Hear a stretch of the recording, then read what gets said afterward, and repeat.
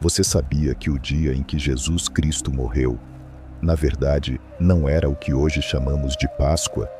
Naquele momento, ninguém falava em ressurreição, ninguém celebrava um túmulo vazio, ninguém imaginava o que estava por vir. O que realmente estava acontecendo era algo muito diferente.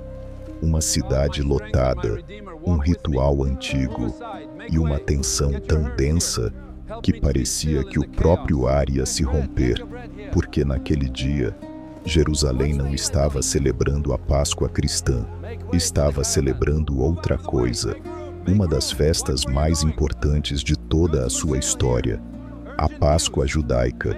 E bem no meio desse caos, começou uma história que mudaria o mundo para sempre. Agora, imagine por um instante que você está entrando em Jerusalém há mais de 2000 anos. Não é uma cidade tranquila, não é um lugar silencioso, é um verdadeiro turbilhão. Centenas de milhares de pessoas vieram de todos os lugares: Galileia, Judéia, regiões distantes, até mesmo de fora do Império Romano. Todos com um mesmo propósito: celebrar a libertação do seu povo. As ruas estão abarrotadas, os mercados não dão conta, os animais para o sacrifício se acumulam. O som é constante, vozes, passos, orações, discussões e, acima de tudo, há algo mais, uma sensação, uma mistura de esperança e medo, porque não há apenas peregrinos, também há soldados romanos, observando cada movimento, vigiando cada grupo, prontos para agir diante de qualquer sinal de rebelião. Para Roma, essa festa não é apenas religiosa, é perigosa, porque celebra algo muito específico, a libertação de um povo oprimido.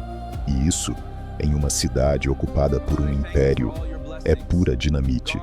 No meio desse cenário, surge uma figura que muitos já conhecem: Jesus de Nazaré, um mestre, um pregador, um homem que já começou a incomodar tanto líderes religiosos quanto autoridades políticas. Mas ele não chega como um rebelde armado, ele chega como alguém que fala de reino, de justiça, de algo que não pertence totalmente a este mundo.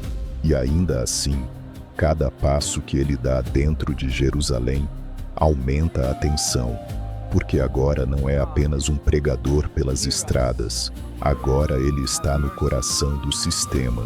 E então, chega a noite, uma noite que, à primeira vista, parece apenas mais uma dentro da celebração. Mas não é, porque em uma casa, longe do barulho da multidão, uma ceia está sendo preparada. O que hoje conhecemos como a Última Ceia não era uma refeição qualquer, era uma ceia de Páscoa, uma refeição profundamente simbólica que cada família judaica celebrava lembrando sua história. Sobre a mesa, há elementos muito específicos: pão sem fermento, vinho, ervas amargas, cordeiro, cada um com um significado. O pão sem fermento lembra a pressa com que saíram do Egito. As ervas amargas evocam o sofrimento da escravidão. O cordeiro representa o sacrifício que salvou seus antepassados. Tudo naquela mesa fala de memória, de identidade, de sobrevivência. Mas naquela noite, algo muda, algo que ninguém naquela sala esperava. Jesus pega o pão, parte-o e diz palavras que rompem completamente com a tradição. Não é apenas pão, é o meu corpo. Depois pega o vinho e faz o mesmo. Não é apenas vinho, é o meu sangue. Naquele instante, a Páscoa deixa de ser apenas uma lembrança do passado e se torna algo novo, algo vivo, algo presente. Os discípulos não entendem completamente. Como poderiam? Eles acham que estão celebrando uma tradição, mas, na verdade, estão participando do início de algo totalmente diferente, algo que séculos depois seria conhecido como a Eucaristia. E enquanto essa ceia acontece, em outra parte da cidade, o sistema já está em movimento. Os líderes religiosos não podem mais ignorar. Jesus não é apenas um problema teológico, é um risco, porque em uma cidade cheia de peregrinos, qualquer faísca pode provocar um incêndio. Então, eles decidem agir. O que vem a seguir não é um julgamento justo, é um processo rápido, tenso, cheio de irregularidades, à noite, com pressa, porque eles precisam resolver isso antes que a multidão reaja. Jesus é preso, interrogado e, finalmente, levado diante do poder romano, porque só Roma pode autorizar uma execução.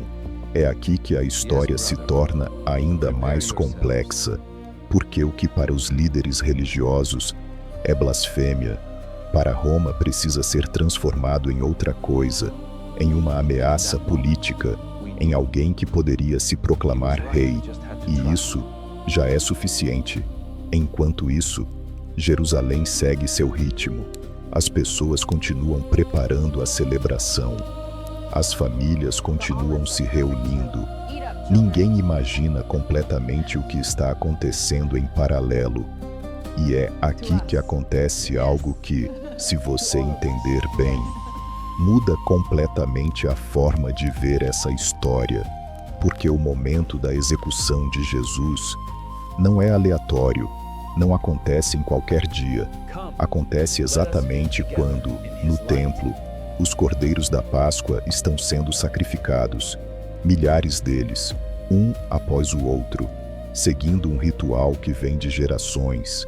Cada cordeiro representa salvação, proteção, vida, e ao mesmo tempo, fora da cidade, em uma colina chamada Gólgota, outro cordeiro está sendo oferecido, mas desta vez não é um animal, é um homem que, segundo a narrativa que se formaria depois, não representa apenas um povo, mas toda a humanidade.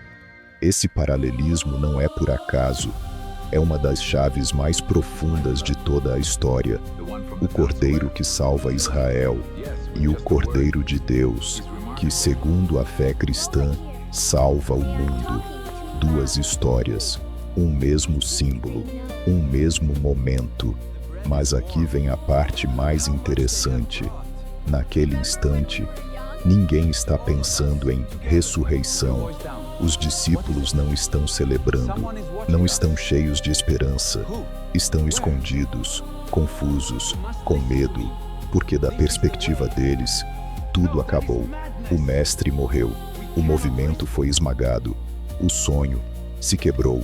E é aqui que vamos fazer uma pausa, porque o que vem depois não é imediato, não é evidente e definitivamente não é o que ninguém esperava.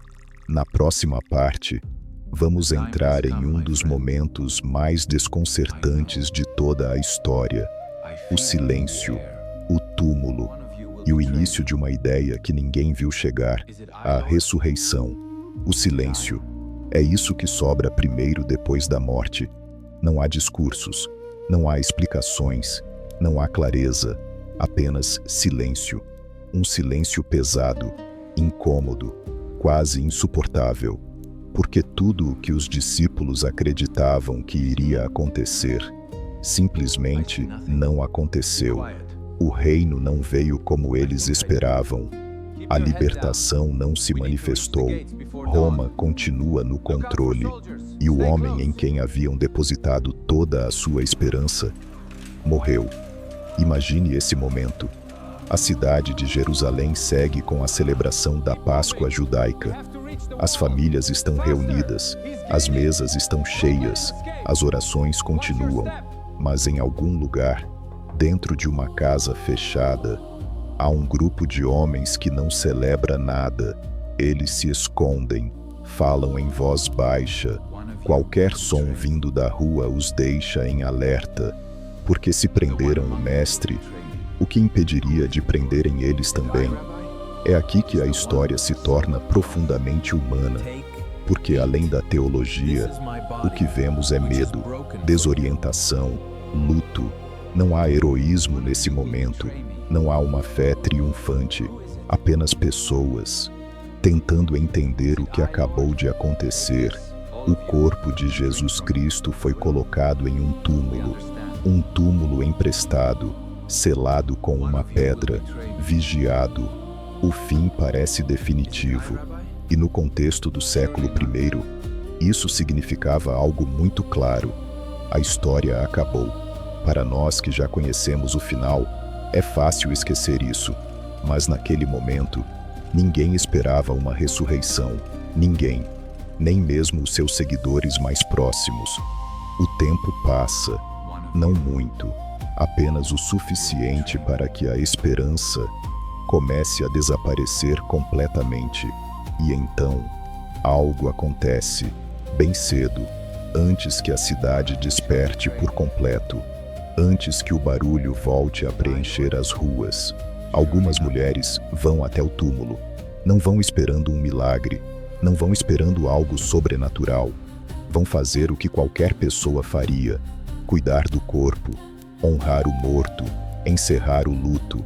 Mas quando chegam, algo não faz sentido.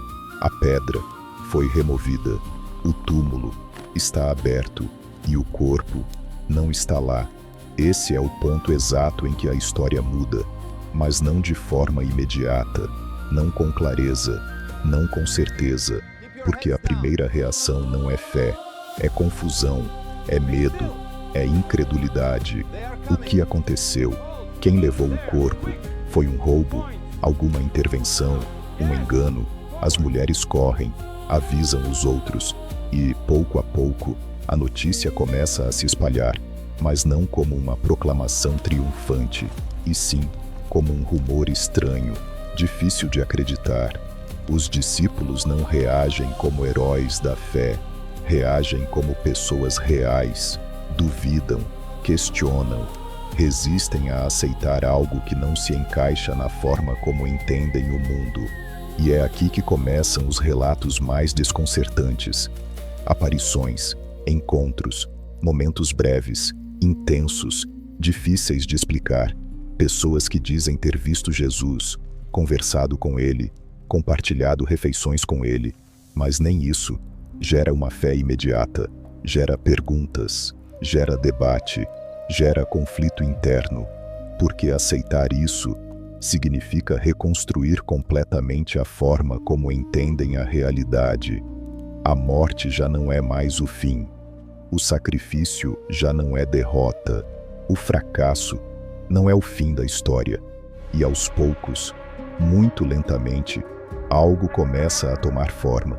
Ainda não é uma celebração, ainda não é uma festa, é uma convicção que nasce no meio da dúvida. Jesus vive. Essa frase, que hoje parece tão central, naquele momento era radical, difícil, quase impossível de aceitar. E ainda assim, essa ideia começa a ganhar força. É compartilhada, é repetida, é defendida e, com o tempo, se transforma em algo maior. É aqui que acontece uma das mudanças mais importantes de toda a história, porque aquilo que começou como uma experiência confusa se transforma em uma crença, e essa crença em uma tradição. A comunidade começa a se reunir, a lembrar, a reinterpretar o que aconteceu.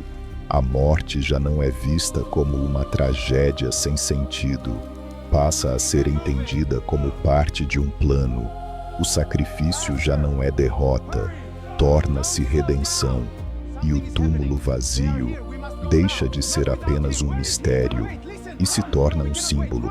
É nesse processo, não no momento exato dos acontecimentos, que nasce o que hoje conhecemos como a Páscoa cristã. A Páscoa cristã não surge no dia da morte, nem no dia seguinte. Ela surge depois, quando a comunidade começa a compreender, a interpretar, a crer. E isso é fundamental, porque significa que a Páscoa não é apenas um evento, é uma construção de significado. uma forma de dar sentido a algo que naquele momento parecia incompreensível. E é aqui que a história volta a se conectar com a sua origem, com a Páscoa judaica. Porque se a Páscoa judaica celebra a libertação de um povo da escravidão, a Páscoa cristã passa a ser entendida como a libertação de algo ainda mais profundo, não de um império, mas do pecado, da morte, do medo. Duas histórias, dois contextos, uma mesma linguagem simbólica, e assim, o que começou como uma execução no meio de uma festividade acaba se tornando um dos pilares mais importantes da fé cristã. Mas há algo mais, algo que muitas vezes se perde quando contamos essa história já conhecendo o final, e é isto: nada disso foi óbvio naquele momento, nada. Não houve clareza imediata, não houve certezas instantâneas, não houve uma multidão celebrando desde o primeiro dia. Houve dúvida, houve medo, houve silêncio. E justamente por isso, o que veio depois teve um impacto tão grande, porque não nasceu de uma evidência perfeita, nasceu no meio da incerteza. E talvez aí esteja uma das chaves mais humanas de toda essa história. Não é uma história de pessoas que sempre entenderam tudo. É uma história de pessoas que aos poucos aprenderam a enxergar de outra maneira e nesse processo mudaram o mundo. Então, da próxima vez que você ouvir a palavra Páscoa, lembre-se disso. Não começou como uma celebração, começou como uma pergunta, um túmulo vazio, um grupo de pessoas confusas e uma ideia para a qual ninguém estava preparado, mas que, uma vez iniciada, não pôde mais ser detida. E agora, pare por um instante, respire, porque o que acabamos de percorrer não é apenas uma história antiga, é uma reconstrução, um olhar mais honesto, mais humano, mais incômodo, sobre algo que durante séculos foi contado como se tudo tivesse sido claro desde o início, mas não foi. Se voltarmos ao começo, aquela cidade cheia de gente, aquela Jerusalém transbordando durante a Páscoa judaica, tudo começa a fazer sentido dentro de uma lógica diferente. Uma lógica em que a história não é limpa, não é perfeita, não é imediata, porque no meio daquela multidão, ninguém estava esperando uma nova religião. Ninguém estava esperando uma Páscoa cristã. Ninguém pensava em um túmulo vazio como um símbolo universal. Tudo isso veio depois. E é aqui que essa história se torna realmente poderosa. Não pelo que ela diz, mas por como foi construída.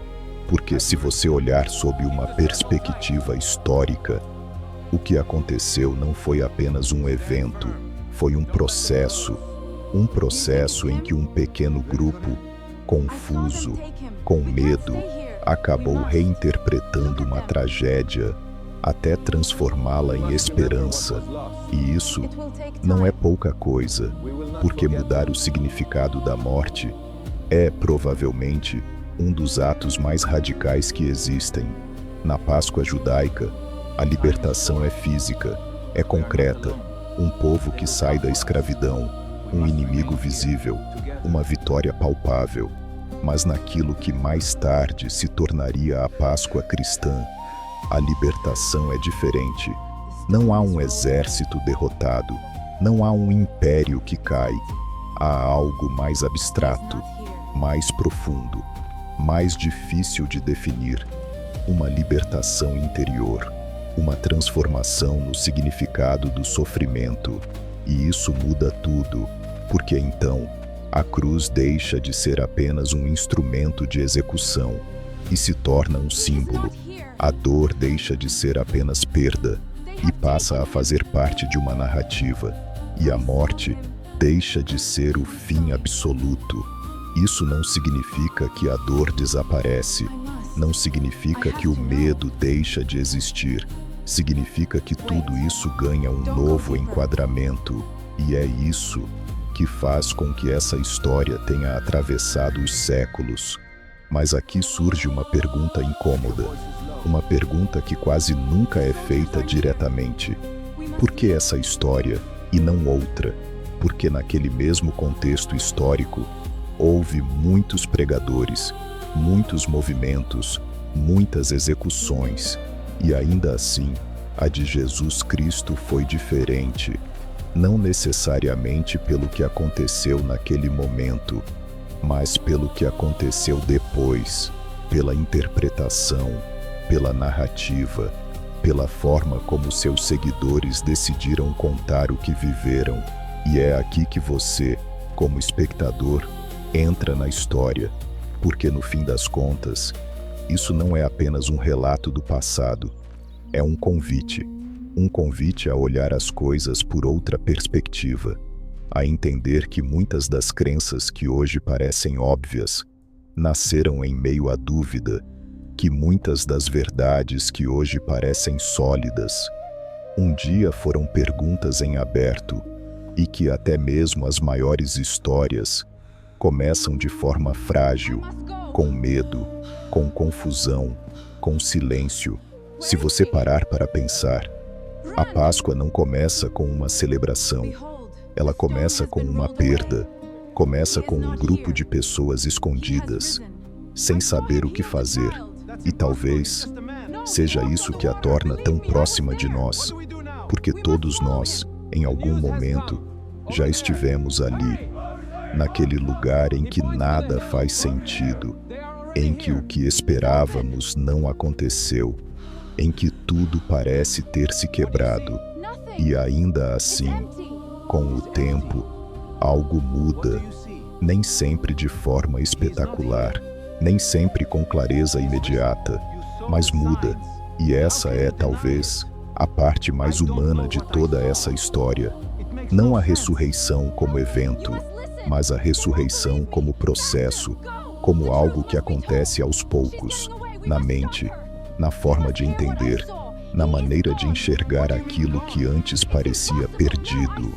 Então, quando hoje você vê imagens de celebração, de luz, de vitória, lembre-se disso. Não começou assim. Começou em silêncio, em um túmulo, com uma pergunta, e com um grupo de pessoas que, sem saber, estavam prestes a mudar a história do mundo. E agora, a pergunta é outra. Não o que aconteceu há 2000 anos, mas o que você faz com essa história hoje, porque para além da religião, para além da tradição, essa é uma história sobre significado, sobre como os seres humanos enfrentam a dor e sobre como, mesmo nos momentos mais escuros, podem encontrar uma maneira de seguir em frente. Se esse tipo de história faz você pensar, se faz você enxergar o mundo de outra forma, fique, porque há muitas outras histórias como essa. Histórias que não apenas se contam, mas se sentem, e que, talvez, também possam transformar a forma como você enxerga a sua própria vida. E agora, deixa eu te fazer uma pergunta, mas não ignore. Na multidão, que apenas observa, nos discípulos, que duvidam, ou naquele ponto silencioso, onde algo dentro de você está começando a mudar. Se este vídeo te fez enxergar a história de Jesus Cristo de uma forma diferente, se te fez questionar, pensar, ou até sentir algo que você não esperava, então não saia ainda, porque este canal não é só para contar histórias, é para revelar o que existe por trás delas, aquilo que quase ninguém explica, aquilo que muda a forma como você vê tudo.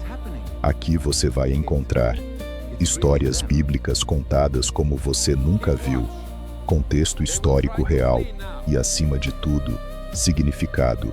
Então, se você quer continuar explorando esse tipo de conteúdo, Faz algo muito simples agora. Se inscreve, mas não como um clique automático. Faz disso uma decisão, porque cada vídeo que vem por aí não vai apenas te informar, vai te confrontar, vai te fazer pensar e talvez vá mudar algo dentro de você. E antes de você ir embora, deixa eu te ouvir. Escreve aqui nos comentários qual parte dessa história mais te impactou. O silêncio, a cruz ou o túmulo vazio. Vou ler cada comentário, porque este canal não é só meu, é de todos que estão buscando entender algo mais profundo. Nos vemos no próximo vídeo, mas, desta vez, você vai assistir com outros olhos.